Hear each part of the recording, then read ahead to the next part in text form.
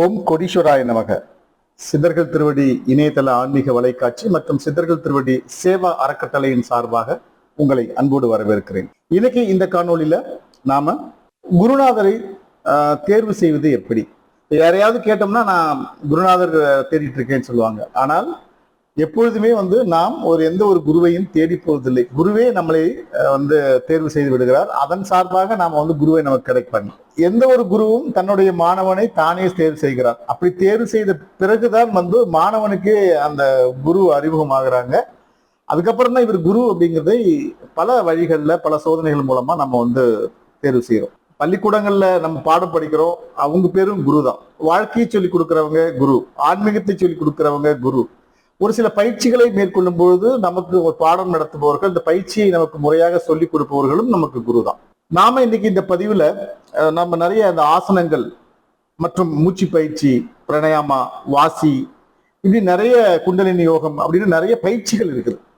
இந்த பயிற்சிகளை நாம் கத்துக்கணும் அப்படின்னா முறையா குரு மூலமா தான் கத்துக்கணும். அப்ப அந்த குரு யாரு, எங்க இருப்பாங்க அப்படிங்கிறத நம்ம தேர்வு செய்யணும்.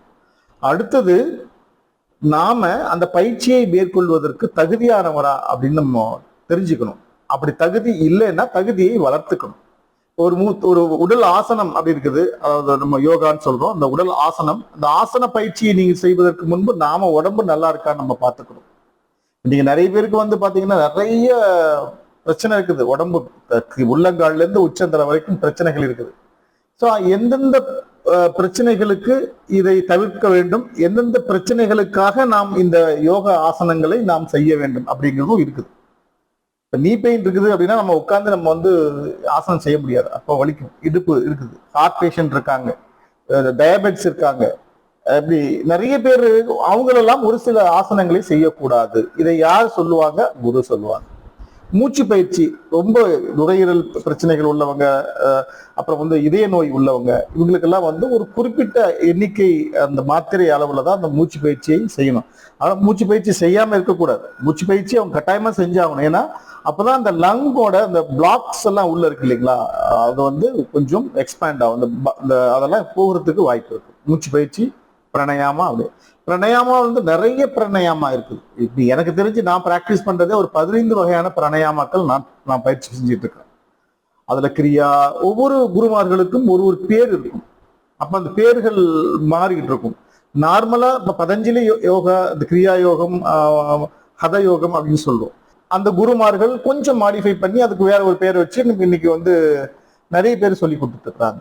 இது போன்ற இந்த ஆசன பயிற்சிகள், மூச்சு பயிற்சிகள், வாசி யோகம், குண்டலினி, இது போன்ற விஷயங்கள் எல்லாம் நாம பயிற்சி பண்றதுக்கு முன்னாடி நம்ம குருவை தேர்ந்தெடுப்பதற்கு முன் நமக்கு எது உகந்ததாக இருக்கும் என்பதை நாம் புரிந்து கொள்ள வேண்டும்.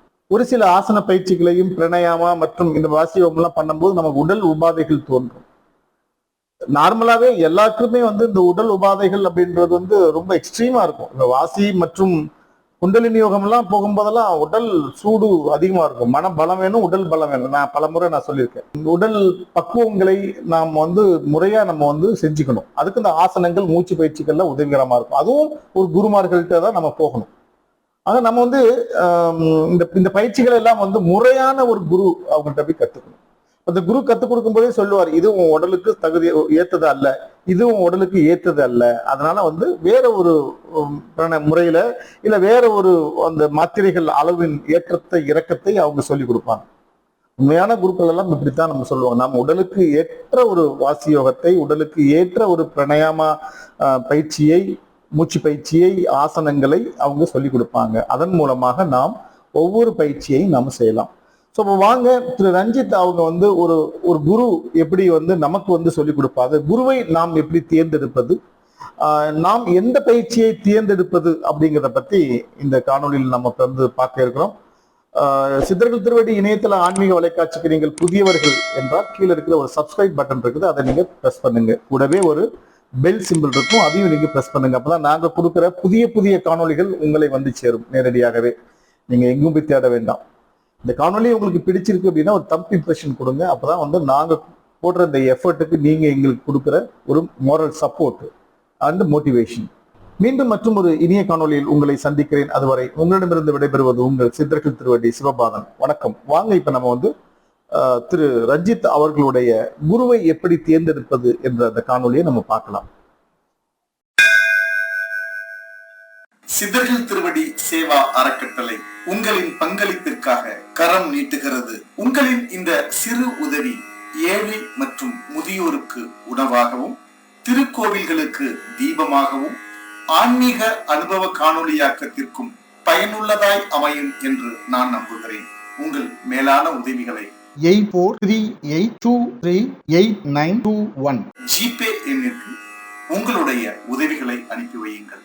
நன்றியுடன், சித்தர்கள் திருவடி சேவா அறக்கட்டளை. அனைவருக்கும் வணக்கம். என் பெயர் ரஞ்சித். ஒரு பயிற்சிகள் எங்க கத்துக்கலாம், எங்க பெஸ்டா சொல்லி கொடுக்குறாங்க கேட்பாங்க. எல்லாமே பெஸ்ட் தாங்க. இப்போ வாசினாவும் நிறைய பேர் இருக்கு, பேரு வேற வேற தவிர பயிற்சி எல்லாம் ஒண்ணுதான். சித்த வித்தை சிவானந்தா பரமஹம்சர் ஐயா வந்து சித்த வித்தைன்ற பயிற்சி இறக்குனாரு ஜீவசமாதி ஆகிறதுக்கு. வாசின்ற ஒரு பேர்ல ஒரு பயிற்சி வந்தது, மூன்றாவது கண்ணுன்னு ஒரு பேர்ல ஒரு பயிற்சி வந்தது. இந்த மாதிரி பேர்கள் வேற வேற, பயிற்சி ஒண்ணுதான். அஸ்வினி முத்திரன்னு சொல்லுவாங்க, அதே வந்து காயக்கல்பம்னு சொல்லுவாங்க அதே முத்திரைய. இப்போ குண்டலினி சொல்லுவாங்க, 7 சக்கரம்னு சொல்லுவாங்க. ஸோ பேர்கள் வேற வேற, பயிற்சி ஒண்ணுதான். அதை நினைச்சு ஒன்றும் குழம்பிக்க வேண்டாம். குண்டலினி பயிற்சியும் சூப்பர் தான், மூன்றாவது கண்ணு பயிற்சியும் சூப்பர் தான். 2 பயிற்சியும் எல்லாமே நல்ல பயிற்சி தாங்க. பயிற்சியிலேயே வந்து நிறைய இருக்கு, எக்கச்சக்கமா இருக்கு. உங்களுக்கு எது வேணுமோ நீங்களே குருநாதர்கிட்ட தேர்ந்தெடுத்துக்கலாம். அது எனக்கு எப்படி தெரியும் எந்த பயிற்சி நமக்கு செட் ஆகும்னு தெரியலன்னு கேட்டீங்கன்னா, நீங்க அவர்கிட்டயே போய் கேட்கலாம் ப்ராப்பரா. எனக்கு இந்த பயிற்சி எடுத்துக்கணும் போல இருக்கு, ஆனா என்ன பயிற்சி எடுத்துக்கலாம் அப்படின்னு சொல்லி உங்க குருநாதர்கிட்டயே கேளுங்க. அவரே ப்ராப்பரா உங்களுக்கு விளக்கம் கொடுப்பாரு. எக்ஸ்பர்ட் ஆனவங்க கிட்ட போய் கேட்டீங்கன்னா அவங்களே அழகா விளக்கம் கொடுப்பாங்க.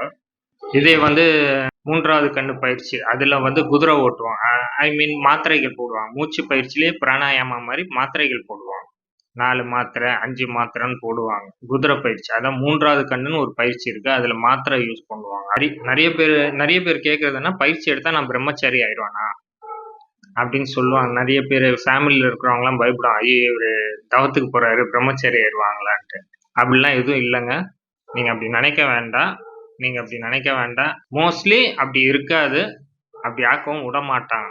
இப்போ சித்த வித்தையில பாத்தீங்கன்னா, எனக்கு சித்த வித்தை வேணும் சிவானந்த பரமஹம்சர் அவர்கிட்ட போய் கேட்டோம்னா, அந்த கம்யூனிட்டி கிட்ட போய் கேட்டோம்னா அவங்க என்ன சொல்லுவாங்கன்னா, உங்க ஃபேமிலியோட வந்து கத்துக்க சொல்லுவாங்க.